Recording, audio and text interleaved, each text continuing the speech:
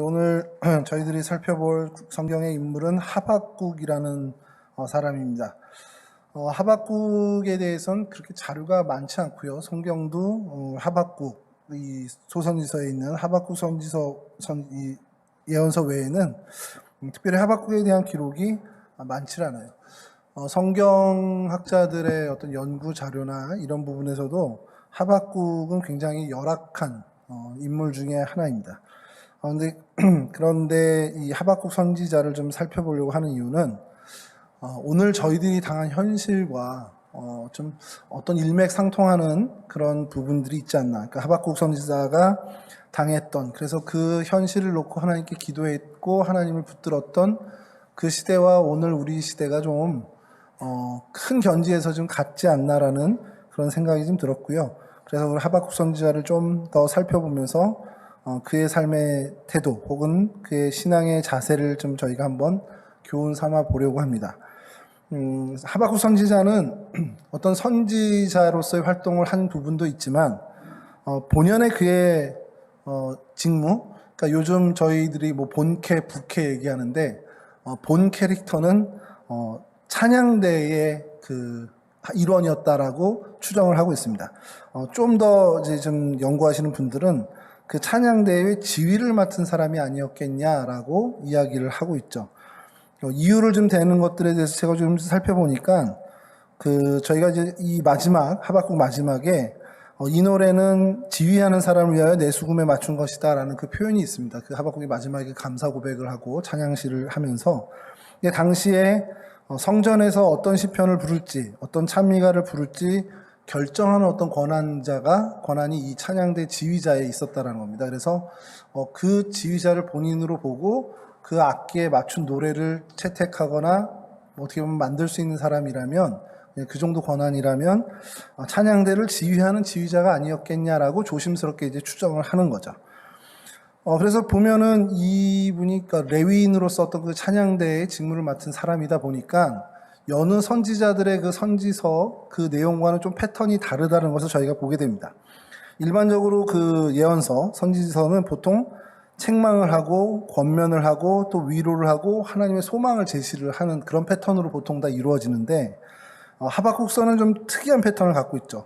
이런 패턴과는 전혀 다르게 하나님께 따져 묻고, 하나님과 논쟁하고 또 하나님에게 질문하고, 그래서 하나님의 답을 받고, 그래서 그 하나님과 어떤 이런 주고받는 이야기들을 좀 갖고 있습니다. 그래서 하박국을 보면 뭐 하나님께 질문하고 이렇게 한 다음에 2장에서 하나님의 답을 듣고 그 이제 모든 게 해결된 다음에 3장에 가서 그 이제 찬양시, 그 찬양과 기도를 하나님께 드리는 그런 식으로 구성이 되어 있다는 겁니다. 하박국이라는 이름을 좀 먼저 살펴보면요. 껴안다, 포옹하다 이런 뜻을 갖고 있습니다. 그러니까 이렇게 끌어안는 거죠. 이제 끌어안는 거를 확대 해석하다 보면 매달리는, 그러니까 뭐 안절부절하면서 매달리는 어떤 그런 모양으로까지도 우리가 볼 수 있는 것처럼 그 뜻이 거기까지도 확장이 됩니다. 껴안다, 포용하다, 매달리다. 그러니까 그 이름처럼 민족을 껴안고 보듬고 또 하나님께 매달려서 하나님께 간절히 묻고 따지고 또 하나님께 정말 집중했던 그런 이름처럼 그의 삶이 이 하박국서에 드러난다라는 겁니다. 당시 하박국이 있었던 시대를 보면 뭐 국제적으로는 굉장히 좀 틈바구니 속에서, 외세의 틈바구니 속에서 껴 있었습니다. 그래서 국내적으로도 국외적으로도 참 힘든 시기였는데 요시야 왕이 죽었어요. 그러니까 종교개혁을 일으키고 그래서 하나님의 어떤 뜻대로 좀 나아갈 수 있는 그 요시야 왕이 죽으면서 또 여호아스가 이제 즉위를 하는데 애굽에서 이제 외세를 이제 압력을 줘서 폐위를 시키고 여호야김을 이제 어떻게 보면은 뭐라고 그러죠? 어용 정권처럼 이렇게 옹립을 하게 되는 상황입니다. 외세로 인해서 들들 볶이는 시절이었으니까 당연히 힘들었겠죠. 국제적으로 힘들었을 거고 국내는 또 이런 어떤 권력 구도에 여러 갈등도 있다 보니까 거기에 이제 관련된 이해관계가 복잡하게 얽혀 있어서 혼란스러움이 가중될 수밖에 없었습니다. 그런 유다 현실을 하나님께 따지는 거예요. 근데 따질 때 하박국 1장 2절에 이렇게 얘기를 합니다. 하박국서 1장 2절인데요. 여호와여 내가 부르짖어도 주께서 듣지 아니하시니 어느 때까지리까 내가 강포로 말미암아 외쳐도 주께서 구원하지 아니하시나이다. 그러니까 하나님께 계속 이렇게 어떻게 보면은 간절히 찾는데 왜 답을 안 주시냐 이거죠. 그러니까 답을 안 주셨다기보다 왜 해결 안 해주시냐라는 그런 뉘앙스가 맞습니다. 왜 하나님 침묵하십니까? 왜 이런 상황을 방치하고 계십니까? 하나님 살아는 계십니까? 이런 어떤 원망을 담은 거죠. 그러면서 이제 1장 3절에서 4절에 이런 호소를 합니다. 1장 3절에서 4절인데요. 어찌하여 내게 죄악을 보게 하시며 패역을 눈으로 보게 하시나이까? 겁탈과 강포가 내 앞에 있고 변론과 분쟁이 일어났나이다. 이러므로 율법이 해이하고 정의가 전혀 시행되지 못하오니 이는 악인이 의인을 애워쌌으므로 정의가 굳게 행하여짐이니이다. 이게 하박국의 탄식입니다. 그러니까 하박국이 당시 자신이 처했던 유대 나라의 현실이 이렇다라는 걸 하나님께 알리는 거죠. 뭐 모르시진 않겠지만 한 번 더 하나님께 탄원을 하는 겁니다. 이 탄식 안에는 그 하박국의 질문이 있죠. 왜 이 세상에 의인은 고통을 당하고 악인이 득세합니까? 이게 기본적인 질문입니다. 여러분 오늘은 어떻습니까? 오늘날은 오늘날 하나님의 어떤 뜻을 행하고 그래서 하나님이 그래도 의롭다 아니면 하나님께서 그래도 주목하고 인치신 하나님의 백성들이 뭐 득세라는 표현까지는 그렇지만 좀 평안히 살고 그렇지 못한 하나님을 외면하거나 하나님과 등진 그런 사람들이 고통을 당하거나 힘겨워하는 세상입니까? 아니면 그 반대로 하나님을 따르고 하나님을 정말 진심으로 어떻게 추구하는데도 고통을 당하거나 아니면 하나님을 전혀 모르고 무관한데도 평안히 사는 그런 모습들이 있지 않냐라는 거죠. 그러니까 어느 세상에 더 가깝습니까? 한다면 딱 가를 수는 없겠죠. 뭐 하나님을 뭐 이렇게 따르고 하나님이 보호하는 사람들은 다 평안하다. 이것도 그렇게 얘기할 수 없고 그러니까 쉽게 얘기해서 예수 믿는 사람들 다 평안히 잘 살아라고 얘기할 수도 없고 예수 안 믿는 사람들 다 좀 힘들어 이렇게 얘기할 수도 없고 또 반대로 예수 안 믿는 사람들이 더 잘 돼 혹은 예수 믿는 사람이 더 안 돼 이런 얘기를 또 할 수도 없는 많은 일들이 혼재되어 있다는 거죠. 하박국의 질문은 그런 혼재되어 있는 세상에서 한 걸음 더 나가서 너무 명확하게 그러니까 하나님을 등지고 하나님의 뜻에 전혀 부합하지 않는 그 악인들 그들이 정말 하나님이 택한 하나님을 따르는 의로운 백성들보다 정말 훨씬 더 잘 되고 있는 현실을 개탄하는 겁니다. 제가 처음에 여러분께 말씀드렸지만 우리가 사는 세상은 좀 안 그럴 수 있습니다만 저희들이 현실에서 체감하는 그런 일들 속에 뭐가 있냐면 하나님 믿는다고 하나님 말씀대로 산다고 다 잘 되는 건 아니네라는 생각들이 우리 안에 만연될 수 있는 상황이라는 겁니다. 돈 버는 일과 하나님 따라 사는 거, 이 땅에서의 정말 평안하게 사는 것과 하나님과의 관계는 무한한 거야 라는 얘기를 할 수 있을 만큼 이 세상이 그렇다라는 겁니다. 제가 목사니까 이런 얘기를 좀 하면 사람들은 뭐 그냥 목사님이니까 그렇죠 얘기를 해요. 그러니까 무슨 얘기냐면 제가 전회교회 청년들한테도 야 니네 하나님을 한번 좀 테스트해봐. 그러니까 이게 좀 불경한 얘기일 수 있지만 하나님을 한번 좀 시험해 봐봐. 내가 이렇게 하나님 했고 하나님 말씀대로 살았더니 하나님 정말 그 성경에 말씀하신 대로 이렇게 해주시네라는 걸 한번 좀 경험해 봐 이런 얘기를 해요. 그러면 청년들 중에는 그런 얘기를 하죠. 목사님이니까 그렇게 하는 거지. 목사님 직장생활 그거 완전 달라요. 목사님 학교생활 이렇게 하는 거 목사님이 얘기하는 신앙생활과 완전 달라요. 이런 얘기를 하는 거를 좀 듣게 됩니다. 조금 이따 좀 말씀드릴 것도 좀 그런 부분이 있는데 오늘날 이런 얘기를 하면 목사님 정말 모르셔서 저러시지. 세상 사는 거하고 신앙하고 완전 무관한 얘기인데 이렇게 얘기를 하십니다. 하박국이 이 시대에 왔다라면 분명히 당신의 시대만큼은 아니라도 이 부분에 대한 하나님의 질문을 할 수 있는 부분이 아닐까라는 생각이 든다는 겁니다. 그런데 이제 그런 문제를 좀 뒤로 하고요. 하박국의 이런 질문, 하나님을 향해서 이렇게 탄식하는 부분에 대해서 조금 우리가 주목해야 될 모범적인 부분이 뭐냐면 하박국의 이 첫 번째 질문과 태도에서 이 현실, 이런 어떤 죄악이 관영한 이런 것들에 대해서 하박국은 외부의 요인을 찾지 않았다라는 겁니다. 애굽이 너무 드세서 저 갈대아 사람들이 들들 볶아서 우리가 이렇게 됐어요가 아니라 우리 안에 현재 유대에 있는 이 고통, 이 탄식해야 되는 이 상황들은 자기 자신들의 죄악으로 인한 거라는 것을 알고 있었다는 겁니다. 사실 이게 하박국의 굉장히 놀라운 통찰력일 수 있다는 겁니다. 유다에 있는 이런 겁탈, 강포, 변론, 분쟁, 이런 타락, 이런 것들은 그가 표현한 것처럼 율법의 해이에 져 있기 때문에 일어난 거라는 겁니다. 하나님의 정의를 시행하지 않은, 그 율법을 지키지 않은 율법에 대한 해이, 말씀에 대한 해이함 때문에 벌어졌다라는 거예요. 그래서 4절에 이어지는 악인 역시도 외부의 어떤 적을 얘기하는 게 아니라 당시 나라의 권력자들, 제사장, 귀족들, 이런 사람들, 그러니까 그 시대에 이해관계에 얽혀져 있는 그 조류의 편승에서 적당히 살려고 하는, 그러니까 하나님과 무관하게 어쨌든 그 이해관계에 맞게 편승해서 사는 유다 사람들을 지칭하는 거라는 겁니다. 이 시선이 굉장히 저희가 좀 본받아야 될 시선이라는 거죠. 뭐냐면 그 시대를 볼 때 직접적인 원인들이 분명히 있습니다. 지금 이런 상황 왜 어렵냐? 그러니까 뭐 오늘 저희들 예를 잠깐 든다면 코로나 때문에 어려운 거잖아요. 아닌가요? 저 때문에 어려운 건 아니잖아요, 여러분들이. 코로나 때문에 어려운데 이런 시국을 우리가 맞이하게 된 게 뭐냐라는 거를 봤을 때 어느 분이 인터넷에 이렇게 올린 것 중에 제가 좀 감동을 받은 게 이 땅의 그리스도인들의 나태함 때문이었다. 이렇게 얘기를 하시는 게 있어요. 물론 이제 인과관계를 하나 과학적으로 따지고 검증하는 이렇게 하면 좀 다른 얘기지만 그분의 그 통찰에 대해서는 좀 공감할 수 있다는 거죠.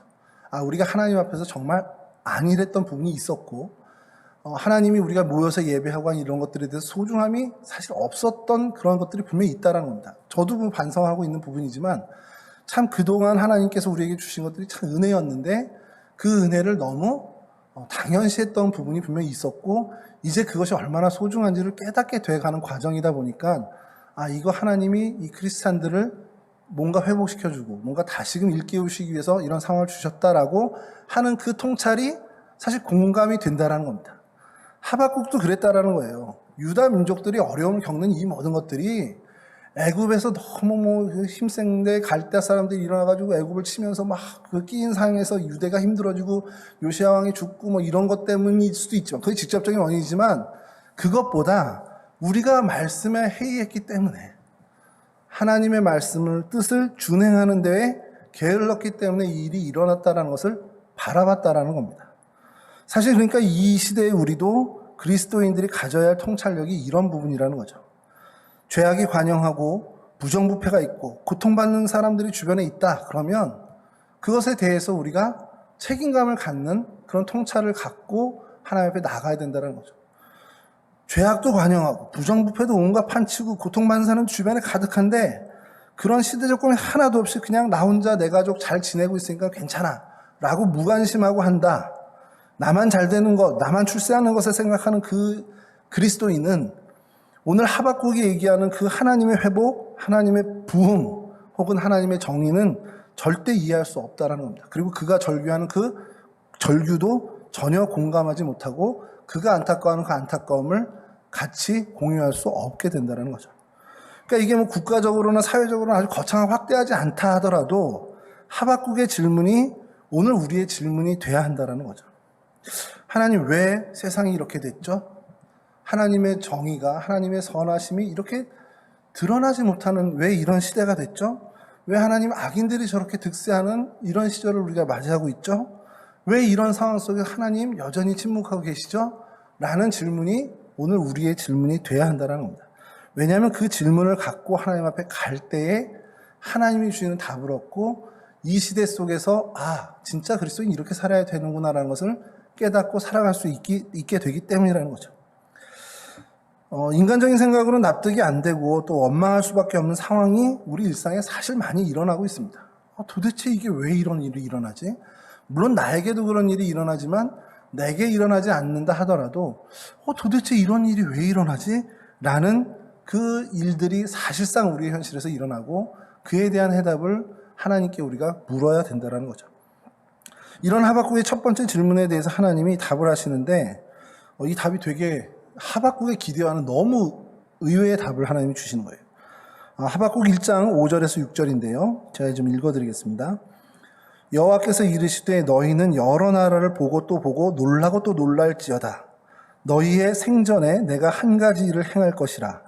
누가 너희에게 말할지라도 너희가 믿지 아니하리라. 보라, 내가 사납고 성급한 백성 곧 땅이 넓은 곳으로 다니며 자기의 소유가 아닌 거처들을 점령하는 갈대아 사람을 일으켰나니. 갈대아 사람은 즉 바벨론을 얘기하는 거죠. 바벨론을 들어서 유다를 벌할 거야 라는 것을 하나님이 밝히시는 겁니다. 하나님이 왜 이렇게 죄악이 관영하고 우리가 이렇게 악인들이 득세하고 의인들은 이렇게 힘들고 하나님의 정의가 전혀 하나님 침묵하십니까? 그랬더니 하나님이 기다려봐. 내가 바벨론 일으켜서 그 죄악이 관영한 유다를 혼내줄 거야. 이런 얘기를 하시는 겁니다. 유다의 가득한 죄악을 이방민족, 그것도 원수나라인 바벨론을 통해서 벌하신다라는 얘기. 이게 하박국에게는 굉장히 충격적인 얘기입니다. 하나님도 얘기하신 부분인데 바벨론이 어떤 나라냐면 하박국 1장 11절에 하나님께서 이렇게 표현하십니다. 그들은 자기들의 힘을 자기들의 신으로 삼는 자들이라. 이에 바람같이 급히 몰아 지나치게 행하여 범죄하리라. 그러니까 하나님이 봐도 얘네들은 자기 스스로를 신으로 삼는, 그러니까 하나님과 전혀 무관한 백성들이고 급하게 몰아치게 행해서 결국 범죄하는 백성들이라는 겁니다. 하나님도 그렇게 악인으로 인정해버리는 민족이라는 거죠. 자기들의 힘을 신으로 삼는, 그러니까 완전 우상 숭배자들이죠. 예전에 여러분 나쁜 녀석들이라는 드라마, 또 영화로도 제작된 그 드라마가 있는데 나쁜 놈 잡는 나쁜 녀석들이라는 카피가 좀 주목을 끌었었어요. 그러니까 흉악범을 잡는데 범죄자를 또 이용하는 겁니다. 이게 그게 내용이 좀 괜찮았는지 나중에 영화로도 제작이 됐는데 현실에서는 말도 안 되는 얘기지만 그 드라마에서 그렇게 하면서 약간 공전의 히트를 좀 쳤습니다. 하나님의 답이 그런 답이었다는 거예요. 유다가 이렇게 악행을 했으니까 내가 혼내줄게 하는데 하나님의 선하신 어떤 뜻과 하나님의 그 선지자들을 통해서 그게 아니라 더 나쁜 놈들, 그러니까 더 악한 놈들을 데려다가 하나님이 몽둥이로 삼는 겁니다. 마치 북이스라엘을 아수르, 그러니까 이사야도 표현을 했지만 몽둥이로 여겨서 북이스라엘을 심판하신 것처럼 남유다 역시 하나님께서 바벨론을 그런 악한 민족을 들어서 사용해서 그들을 혼내주시겠다. 어떻게 심판하시겠다라는 얘기를 하는 거죠. 이게 하박국이 도저히 또 이해하기도 인정할 수도 없는, 의아할 수밖에 없는 부분이었어요. 그래서 하박국의 두 번째 질문이 시작되는데 이건 질문이라기보다 좀 따지는 말투입니다. 하박국서 1장 13절에서 17절인데요. 요거는 좀 눈으로 읽어보시고 요약을 해주면 정결하고 악을 볼 수 없는 분이잖아요. 하나님이 정결하시니까. 거짓을 방관하지 않으시는 하나님이 어떻게 그 악한 바벨론을 통해서 유다를 심판하실 수 있습니까? 라고서 나름대로의 논리를 피는 겁니다. 신앙의 논리를. 아니, 하나님 세상에 이런 분이신데 이런 분이 어떻게 하나님이 이런 분인데 이렇게 하나님과 어울리지 않는 일을 하십니까? 라는 걸 얘기하는 거예요. 바벨론이 지나치게 행하는 민족이고 그래서 범죄하는 민족인데 어떻게 그런 나라를 사용해서 유다를 무자비하게 멸망시킬 수 있습니까? 이게 옳은 겁니까? 라는 약간 따진 듯한 질문을 드리는 겁니다. 그리고서는 하나님이 어떻게 대답하실지 이제 2장 1절에 성루에 올라가서 그걸 지켜보고 있었단 말이에요. 하나님의 말씀 그리고 하나님의 성품 이런 여러 가지를 가지고 논리적인 이유를 들어가지고 하나님께 질문했으니까 하나님도 꼼짝없이 그 논리에 갇힐 거야 라는 나름대로 하박국 나름대로의 그 승리감을 갖고 성루에 올라간 겁니다. 제가 이 부분을 보면서 이걸 어떻게 좀 우리가 이해하고 설명하면 좋을까라는 생각을 했는데 제가 이제 전에 청년부 맡았을 때 군대 입대를 앞둔 청년 하나가 있었어요. 그래서 저한테 와서 기도 부탁을 하더라고요. 입대를 놔두고. 그래서 제가 어떻게 기도했겠습니까? 가서 군생활 잘하고 정말 더 멋진 그리스도인으로 빚어져서 나오게 해달라고 이제 기도를 했잖아요. 근데 그 기도가 마음에 안 들었나 봐요. 이 친구가. 목사님, 제가 가면 신검을 또 받는데요. 그 훈련소 가서 신검을 한 번 더 받아야 되는데 그래서 진단서를 가져가는데 나름대로 자기가 정말 기도하면서 이런 응답을 받았다는 식으로 저한테 얘기를 하는 거예요. 그래서 너무 논리정연하게 얘기를 하는데 뭐라고 하냐면 제가 지금 기억나는 대로 아까 좀 정리를 했었는데 목사님, 제가 그리스도인인데 군대를 가면 살상 기술을 배우잖아요. 그러는 겁니다. 사람을 죽이는 기술을 배운다는 거예요. 저도 군대를 갔다 왔지만 맞죠. 저희 사격도 해야 되고 총검술도 해야 되고 그게 온당치 않다라는 거예요. 그리스도인인데 어떻게 자기가 사람을 죽이는 기술을 배워요. 그러니까 하나님이 이거를 옮겨주실 거예요. 자기를 거기에 이렇게 입대를 못하게 막아주실 거라는 거예요. 그러니까 그런 하나님 아니냐고 저한테 이제 되려 묻는 거죠. 제가 그 얘기를 들으면서 사실은 답을 좀 뭐 어떻게 대답을 해야 되나 한참 고민을 했습니다. 그래서 이제 잘 설명을 하긴 했는데 그 일이 떠오르는 거예요. 요 설교를 준비하면서 하박국이 저랬겠구나. 하나님 세상에 유다 민족이 이런 민족인데 세상에 하나님의 논리, 하나님의 말씀의 그 정신대로 하면 이게 말도 안 되는 건데 이걸 어떻게 행하십니까? 어떻게 바벨론 같은 그 더러운 민족으로 하나님의 백성인 유다 민족을 심판하십니까?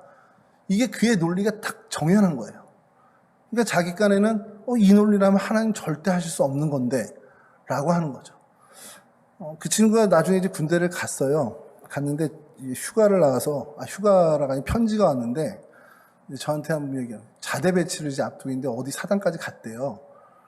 그래서 몇 사단인데 그래도 몇 사단이라고 해서 제가 기억을 못 하는데 그럼 어떻게 뭐 이렇게 될 것 같아? 기도 어떻게 할까? 이제 그런 식으로 이제 이렇게 오고 가는데 다음에 이제 그 친구를 통해서 연락이 왔는데 걔가 이제 전하는 말이 걔하고 통화를 했는데 하는 말이 또 논리 정연합니다. 이 친구가 굉장히 스마트한 친구라 믿는 사람들끼리 이렇게 서로 돕는 게 얼마나 아름다운 일이냐는 거예요. 그래서 교회 그때 당시 이제 군에 좀 유력한 영향력을 줄 수 있는 분을 아드님으로 둔 분이 계셨거든요. 그분한테 연락을 좀 해서 제가 목사님이 제가 연락을 해서 좀 좋은 부대로 이 친구를 좀 해달라는 이제 청탁 아닌 청탁 그런 이제 요청을 한 거죠. 근데 이제 그 논리가 뭐냐면 물론 그렇게 못했지만 그 논리가 뭐냐면 믿는 사람들끼리 서로 도와서 이렇게 서로 도와주는 이런 것들이 얼마나 아름답고 하나님이 바라시는 거 아니겠냐라는 거예요. 그 얘기를 들으면서 얘도 또 나름대로 지난번처럼 그 논리에 또 갇혀 있구나 이런 생각을 좀 해봤습니다. 하박국의 모습이 딱 그런 겁니다. 자기가 갖고 있는 하나님에 대한 지식, 자기가 알고 있는 하나님에 대한 그 배경 모든 것들을 동원해서 하나님은 이런 분이야. 그러니까 이렇게 하실 수 없어라는 하나님에 대한 가능성을 이제 막아놓는 거죠. 근데 여러분 이게요, 하박국만의 문제가 아닙니다. 사실 저희들이 많이 갖고 있는 우리들의 실수이기도 합니다.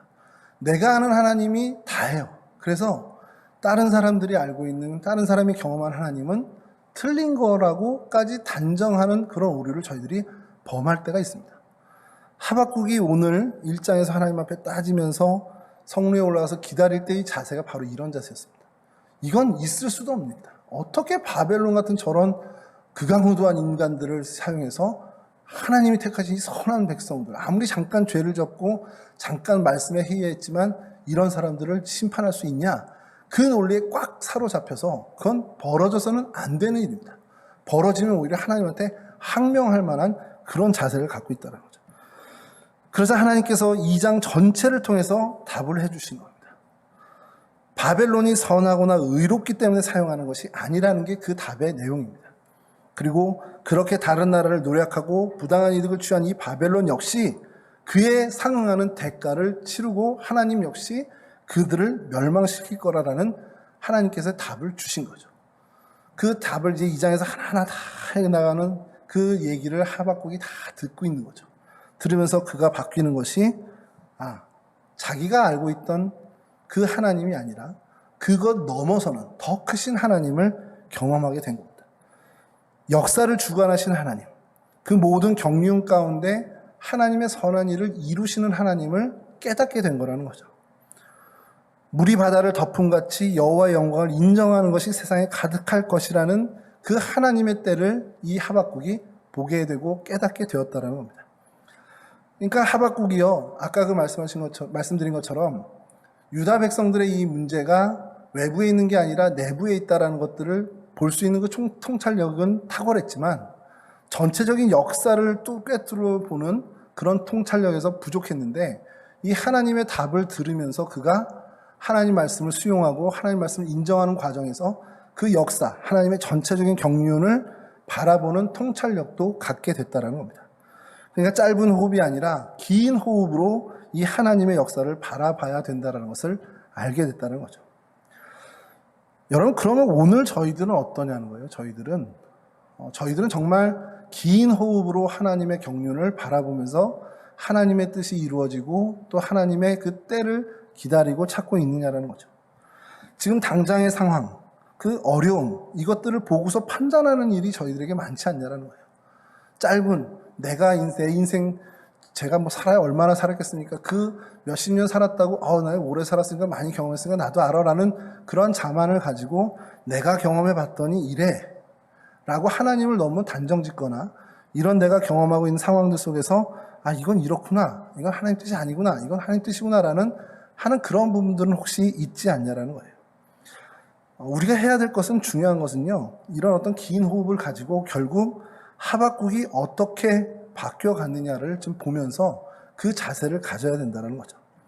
좀 얘기가 어려워질 수 있는데요, 요거 좀 설명을 드리면, 하나님께서 바벨론을 들어서 유다를 멸하시는 이유를 좀 봐야 된다는 거예요. 하나님이 이런 결정을 하신 이유가 단지 그 하박국의 시대, 그때만을 바라보면서 하나님이 하셨냐라는 건 저희가 아닌 건 이미 알고 있죠. 아브라함 이후에 하나님께서 택한 민족은 이스라엘 백성이었고, 그래서 하나님이 이들과 언약을 맺으시고 그들의 하나님이 되어서 고통받고 부르짖을 때마다 그들을 보호하고 인도하신 하나님으로 계속 그 존재를 이어오셨습니다. 그들은 하나님 나라의 백성이 됐고 제사장 나라가 되었고 그렇게 살기로 약속을 했어요. 그런데 그 아브라함과 언약했던, 그리고 모세와 언약했던 그 언약이 정말 빈번하게 깨졌습니다. 자주 이제 이게 잘못되고 깨지고, 그게 뭐 하나님 깬 게 아니라 이스라엘 백성들이 깼죠. 그 천년 역사를 계속 하나님이 참으시고 이 하박국 때까지 인내하지 않으셨다면 이 민족은 이미 다 어떻게 보면 멸절돼야 할 민족이 틀림없는데 하나님이 참으시고 또 참았죠. 근데 이 하나님이 이스라엘만 택하신 하나님, 이스라엘을 선민으로 택하신 하나님, 그거에만 갇혀 있는 게 아니라 이스라엘을 택하시고 그들을 이끄실 뿐만 아니라 이스라엘을 제외한 이 세상 전체 만물을 통치하시는 하나님이기도 하시다라는 겁니다. 그러니까 이스라엘의 하나님이시지만 이스라엘만을 보호하시고 이스라엘만을 아끼시고 하는 게 아니라 온 만물, 모든 피조물을 통치하시는 하나님이라는 거죠. 바벨론뿐만 아니라 그 주변 국가들 역시 하나님의 통치 가운데 있고요. 그것들을 통해서 그들을 다 일궈서 하나님이 하나님의 놀라운 뜻을 이뤄가는 그 하나님의 경륜을 일으키고 계시다는 겁니다. 그러니까 그 관점, 그 하나님의 경륜이라는 관점에서 볼 때 지금 이때, 하박국 이때에는 유다가 멸망해서 바벨론으로 끌려가야 되는 겁니다. 왜냐하면 그렇게 끌려갔다가 다시 하나님과의 관계가 회복해서 돌아오는 것이 그들이 하나님 앞에서 회복될 수 있는 유일한 기회고 다시 하나님의 백성이 될 수 있는 너무너무 좋은 찬스라는 거죠. 그러니까 하박국은 자기 시대, 자기 고통만 집착해서 하나님의 그 큰 호흡은 못 보게 되니까 지금 하나님 빨리 회복해 주시고 빨리 저 애굽과 갈대아 사람들을 능히 넘어서는 그런 왕권이 되고 그런 강한 나라가 되게 해달라는 기도를 한 걸 텐데 이제 하나님의 답을 듣고 하나님의 경륜이라는 통찰을 알게 되니까 하박국 역시 하나님의 그 섭리, 유다가 망해야 된다라는 것을 인정하게 된다는 겁니다. 우리도 마찬가지죠. 우리에게 닥친 고통, 또 애매하게 받는 고난들이 있습니다. 당장 벗어나고 빨리 없애는 게 맞죠, 저희들 입장에선. 그게 더 좋은 거라고 저희는 분명히 확신합니다. 그래서 하나님께 매달립니다. 하박국의 이름처럼 하나님을 끌어안고 하나님을 매달립니다. 말씀을 들먹이기도 하죠. 아까 그 청년처럼 자기의 신앙의 논리를 다 갖춰서 하나님 이렇게 하는 게 하나님의 선을 이루는데 더 훌륭한 일 아닙니까? 라고 하나님을 설득하기도 하죠. 그러면서 하나님 말씀을 들먹이고 하나님 성품 들먹이기도 하고요. 그리고 논리를 만들어내서 하나님 설득하고 이 정도 됐으면 하나님도 꼼짝 못하는 논리야 라고 자만하기도 하고. 근데 또 이제 다른 면으로는 그게 안 된다 싶으면 무리한 서원을 하죠. 서원을 하면서 하나님하고 약간 흥정하는 듯. 하나님 이거 해주시면 내가 이렇게 할게요. 라는 어떤 흥정 같은 기도를 하기도 합니다. 사실 그게 저희들의 모습이에요. 근데 우리에게 주어진 이 고통이 내 실수로 오고 내 잘못으로 온 거지만 이게 어떤 하나님의 정말 큰 경륜, 하나님의 그 섭리 속에 있는 그 고통이고 그런 때라면 한 번 더 깊이 묵상해야 한다는 겁니다. 이 고통은 내가 견뎌내야 하는 고통이구나. 언제고 뭐 내 인생에 한 번쯤은 견뎌내야 하는 고통일 수 있구나. 이건 내가 반드시 인내하고 참아내야 하는 그런 일이구나. 이거는 내가 피할 수 없는, 정말 내가 오롯이 감당해야 하는 상황이구나. 이렇게 인정해야 하는 그런 아픔과 그런 인내들이 필요할 때가 있다는 겁니다. 그게 하나님 뜻이고 그것이 하나님이 내게 주신 은혜고 하나님이 내게 주신 기회라는 거죠. 왜냐하면 그 일을 통하지 않고는 하나님 앞에 성숙한 그리스도인이 될 수 없는 일이 너무 많다는 거예요. 반드시 이것을 거쳐야만, 반드시 이 과정을 거쳐야만 하나님이 원하시는 저의 모습, 우리의 모습이 빚어진다면 우리는 그것을 피하려고 하는 것이 아니라 감당할 수 있는 힘을 하나님께 구하고 정말 오롯이 감당해야 한다는 겁니다. 그래서 우리가 취할 태도는 하박국 3장에서 하박국이 고백하는 그 고백과 같아야 한다는 거죠. 하박국 3장 2절인데요. 여호와여, 내가 주께 대한 소문을 듣고 놀랐나이다. 여호와여, 주는 주의 일을 이 수년 내에 부응하게 하옵소서. 이 수년 내에 나타내시옵시고 그러나 진노 중에라도 긍휼을 잊지 마옵소서. 아멘. 하나님, 내가 하나님 뜻을 이제 알았습니다. 그러니 하나님, 그것을 내가 오로지 감당할 터인데 하나님의 뜻이 온전히 이루어지도록 내가 감당할 수 있도록 도와주십시오. 조금 빨리 가서 아니면 조금 내가 너무 힘들어하니까 하나님 그걸 좀 감해 주셔서 내가 하나님이 원하시는 만큼 성장하지 못하는 일 없도록 오롯이 다 감당해서 내가 하나님이 기대하시는 그것 이상으로 성숙되는 사람이 되길 원합니다라는 기도를 하면서, 다만 그 뒤에 그런 하나님 긍휼만은 잊지 말아 주십시오. 이것이 사실 우리가 하나님께 기도할 수 있는 모범적인 고백과 기도가 된다는 겁니다. 여러분, 그 성경을 보면요, 사이클이 계속 반복되는 걸 저희가 보잖아요. 뭐 이스라엘 백성들이 타락하고 또 뭐 이렇게 하는 그 사이클을 보면 왜 타락하나 이렇게 보면 결국 그들이 어떻게 보면은 하나님 말씀을 버리고 하나님을 외면하고 하나님의 뜻에 무관하게 할 때 그들이 타락하게 되고, 타락하게 되면 결국 그들이 쇠하여집니다. 쇠하여지니까 결국 하나님의 심판이 그 현장에 찾아오게 되죠. 계속해서 이것이 돌고, 그러다 보니까 하나님의 사람들, 하나님의 뜻을 준행하는 사람들이 다시 뭉쳐서 다시 각성하고, 그래서 하나님의 뜻을 찾고 하나님을 구하고, 그래서 다시 회복이 일어나서 다시 하나님의 소망을 갖게 되는 이 과정들이 계속 도는데, 사실 그 회복이 일어나는 그것을 성경에선 특별한 단어, 부흥이라는 단어를 쓰게 되는 거죠. 그래서 하박국도 이번에 부흥이라는 단어를 사용하게 됐는데, 여러분, 우리가 이런 부흥을 맞는, 쉽게 얘기해서 회복을 맞는 것이 우리의 소망이라는 겁니다. 우리가 인생을 살아가면서 지금 힘들고 어려운 것들이 어쨌든 이런 모든 과정을 거쳐서 하나님이 기대하는 그런 성숙의 단계에 갔을 때 하나님이 우리에게 주는 그 회복, 그 부흥을 우리가 맛보기를 소망하면서 간다는 거죠. 그거는 개인도 그렇고 공동체도 그렇다라는 겁니다. 하박국이 바라던 회복과 부흥은 바벨론 멸망한 후에, 바벨론에게 의해서 멸망하는 70년이 지난 후에 그 회복이 찾아옵니다. 근데 여러분, 그 하박국이 기대한 부흥, 그 회복이 70년 이것을 생각하고 70년 후면 되겠다라고 하박국이 생각했을까라는 생각을 하면 전혀 그건 아니라는 겁니다. 하박국은 그 기간에 대해서 아무 의미를 두지 않았다는 거예요. 과정 속에서 하나님의 때가 차고, 그래서 하나님의 때에 그것이 이루어진다라는 그 확신만 갖고 있었다는 겁니다. 이게 뭘 얘기하냐면, 우리가 살아가는, 오늘 2021년을 살아가는 저희들에게 굉장히 시사하는 것이 많은 게, 내가 이러이러한 상황 속에 지금 있는데 내가 하나님과 관계가 더 회복되어지고 나면 한 내년쯤, 한 후년쯤이면 내가 정말 이렇게 하나님 기대하시는 그 수준의 신앙이 되겠구나, 이런 생각을 우리가 얼핏 할 수 있습니다. 저도 그렇고요. 언제쯤이면, 몇 년 뒤면 내가 동성교에서 좀 잘 수련 받고 이러면 언제쯤.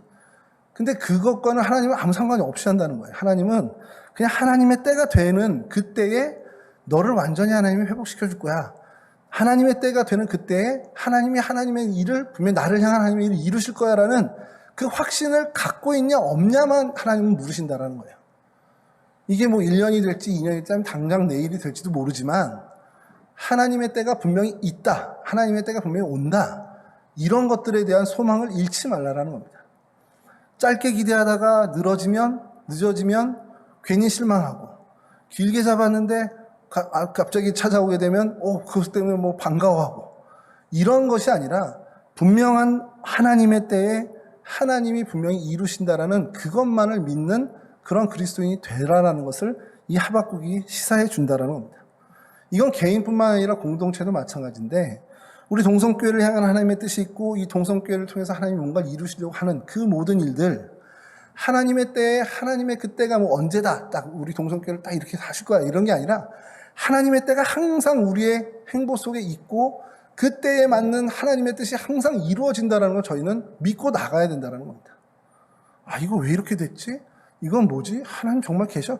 이런 의심을 하는 게 아니라, 이런 불안함을 갖는 게 아니라, 하나님이 우리와 함께 하시니 우리 동성교회 행보 한 걸음 한 걸음엔 늘 하나님의 뜻이 머물고, 그래서 하나님이 온전히 하나님의 뜻을 이루고 가신다라는 것을 믿고 나가야 한다는 겁니다. 이게 좀 어려울 수 있겠는데요. 이게 그러니까 상황에 영향받지 않는 믿음이라는 겁니다. 아니, 목사님 무슨 소리예요? 우리 교회 아직 건축이 이렇게 좀 진행 중인데 완공도 안 됐는데 무슨 하나님 뜻이 이루어졌어요? 오늘 이 날짜에 이만큼 된 것이 하나님의 뜻이고 이만큼 이룬 것이 하나님의 때라는 겁니다. 내일 당장 주님이 오셨어도 우리 완공 못했는데 아쉬워서 어떻게 해요? 이게 아니라 오늘까지 한 이 모든 하나님의 때에 이룬 이것에 대해서 우리가 감사하고 그것을 하나님의 뜻과 하나님의 때로 믿는 것이 중요하다는 겁니다. 그러니까 동성교회 행보뿐만 아니라 우리 개인도 마찬가지겠죠. 우리 애들 이만큼 키워놔야 되는데, 우리 애들 이렇게 해야 되는데, 나는 몇 살 때쯤 이렇게 돼야 되고, 이런 계획들이 다 있습니다만, 그 계획대로 하기 위해서 애쓰는 게 중요한 게 아니라, 오늘 하루에 하나님이 이렇게 채우시고, 이렇게 이루셨다라는 그것에 대한 확신. 물론 모르죠. 내일 어떻게 될지 모르지만, 하루를 마감하는 그 시점에, 하나님이 오늘 나를 향해서 이 뜻을 계획하셨고, 이것을 이루셨구나, 하고 감사해야 한다라는 사실입니다. 하박국이, 여러분 보십시오. 하박국이 이제 2장에 하나님의 계속 이야기를 듣고 확신을 했습니다. 그리고 그가 이제 3장 내내 하나님을 기도하면서 오늘 우리가 읽은 본문 감사의 고백을 올리는데, 이루어진 건 아무것도 없습니다. 저희 눈이 볼 때는 하박국의 기준에서도 이루어진 게 없을 겁니다. 근데 그가 안 거예요. 지금 그 시점에 하나님의 뜻이 이루어졌다. 지금 그때가 하나님의 때라는 걸 알았다는 겁니다. 70년 뒤에 있을 그날도 하나님의 때죠. 그래서 그가 고백하는 건, 비록 무화과 나무가 무성하지 못하며 포도나무에 열매가 없으며 감람나무에 소출이 없으며 밭에 먹을 것이 없으며 우리의 양이 없으며 외양간에 소가 없을지라도 나는 여호와로 말미암아 즐거워하며 나의 구원의 하나님으로 말미암아 기뻐하리로다. 여러분, 그가 기뻐하는 이유는 소출이나 감람나무, 양과 소 이런 것들에 대한 외부의 요인이 아니라 내 안에 계시는 하나님, 나와 함께 하시는 하나님으로 인해서 즐거워하고 기뻐한다는 것, 그것 외에는 없다라는 겁니다. 근데 제가 여기서 불현듯 말씀을 준비하면서 드는 생각이 있었어요. 악인들이 의인을 괴롭히고, 아까 처음에 얘기한 것처럼 불의가 성행하고, 정말 선한 사람들보다 악인들이 득세하는 그런 것 때문에 안타까워하고 어떻게 보면 탄식하던 이 하박국의 기도가, 하박국의 그 마음이 이 17절 18절에는 전혀 제가 볼 때는 드러나지 않는다는 겁니다. 하나님, 악인이 이렇게 성행해도 괜찮아요. 비록 의인이 망할지라도, 비록 악인이 득세할지라도 나는 여호와로 인해서 즐거워하겠습니다라는 표현이 없고, 개인적인, 지극히 개인적인 부분에 대해서만 이야기한다는 겁니다. 여러분, 진짜 제가 그래서 생각이 든 게, 이 땅에 불의가 가득하기 때문에, 이 땅에 정말 하나님의 의가, 하나님의 공의가 넘쳐나지 않는 것 때문에 내가 안타까워하고 그것 때문에 두려워했는가 생각을 해봤습니다. 근데 사실 그거보다는 오히려 내 무화과나무, 내 포도나무, 내 감람나무, 내 밭, 내 양, 내 소 때문에 내가 더 두려워하지 않았나. 근데 사실 정직하게 얘기하면 맞다라는 거예요. 내 건강 때문에, 내 자녀 때문에, 내 가족 때문에, 내 어머니 때문에, 내 아버지 때문에, 내 소중한 내 가족, 내 것 때문에 내가 두려워하고 살아왔지, 이 사회가, 대한민국이 어떻게 되고, 이 땅이 어떻게 되고, 이런 것에 대해서는 그냥 조금은 한 발치 먼 곳에서 보지 않았냐라는 거예요. 근데 하나님이 이 부분에 대해서 말씀하시는 게, 어쨌든 간 여기서부터 출발을 한다라는 겁니다. 이 땅에 이 사회가 어떻게 되고, 이런 것들에 대해서 사실 더 관심 갖고 기도하는 게 맞지만, 우리가 사실 진짜로 두려워하는 것은 내 주변의 일들, 내 것 때문이었다라는 걸 인정하고 그 부분에 대해서 하나님으로 인해서 내가 외부의 어떤 모든 것들에 영향받지 않고 기뻐할 수 있는 마음, 감사할 수 있는 마음에 그리스도인이 되는 것에 먼저 집중하라는 거죠. 하박국도 사실 그러한 것에 먼저 집중했고 그래서 그 이후에 그의 모든 삶이 더 높은 곳을 바라볼 수 있는 사람이 된 것처럼 우리가 우리의 주변에 있는 것들을 내게 아주 정말 피부에 와닿는 그 일들에서부터 하나님이 계심으로 인해 내가 기뻐하는 하나님 때문에 감사하는 그런 신앙을 추구해야 한다는 겁니다. 그러니까 세상을 초월하고 정말 하나님만을 기쁨으로 산 사람인 하박국을 통해서 우리가 배우는 것은 멀리 있는 거창한 일이 아니라는 겁니다. 뭐 우리나라가 어떻게 되고 내년에 대선이 어떻게 되고 코로나 상황이 어떻게 되고 물론 이것도 중요하지만 그에 앞서 내 상황, 내 피부에 와닿는 내 일, 내 삶의 자리, 내 삶의 현장 여기에서 내가 하나님만으로 기뻐할 수 있는 사람이 될 수 있는지 하나님만으로 감사할 수 있는 사람이 될 수 있는지를 더 초점을 맞추고 그것에 더 주력해야 한다는 거죠. 여러분 우리 하박국을 통해서 짧게 좀 본 거지만 사실 하박국에 대한 어떤 그 자료들은 더 찾기가 어렵습니다. 어렵지만 그가 고백한 그의 기도문 하박국서를 점점 한 번씩 더 한번 여러분들이 좀 살펴보면서 이 하박국이 정말 하나님으로 인해서 즐거워하고 하나님으로 인해서 감사했던 그 고백이 진짜 나의 고백이 되기를 바라는 마음으로 하박국을 한 번 더 여러분들이 살펴줬으면 좋겠습니다. 여러분 하박국을 통해서 내가 살고 있는 시대를 통찰하는 것도 우리가 중요하고요. 우리의 자세에 대해서 다시 한번 생각하는 것도 중요합니다. 내 욕심, 내 욕망 내려놓고 온전히 하나님을 따라가는 것, 하나님만으로 내가 감사하고 하나님만으로 기뻐할 수 있는 사람이 되는 것을 정말 놓치지 않고 그것을 목표로 살아가는 저와 여러분들이 됐으면 좋겠습니다. 비록 온라인으로 예배를 드리고 저희가 함께 모여서 많은 그 일을 못하지만 함께 하나님을 섬기며 하나님을 즐거워하는 일을 같이 못하지만 개인적인 삶 속에서 개인적인 신앙의 그 행보 속에서도 우리가 정말 하나님 한 분만으로 딴 거 다 필요 없고 하나님만으로 내가 기뻐하는 하나님만으로 내가 즐거움을 갖는 그러한 인생 될 수 있도록 그러한 크리스찬 될 수 있도록 더욱더 노력하는 저와 여러분들 될 수 있도록 주님의 이름으로 간절히 축원합니다.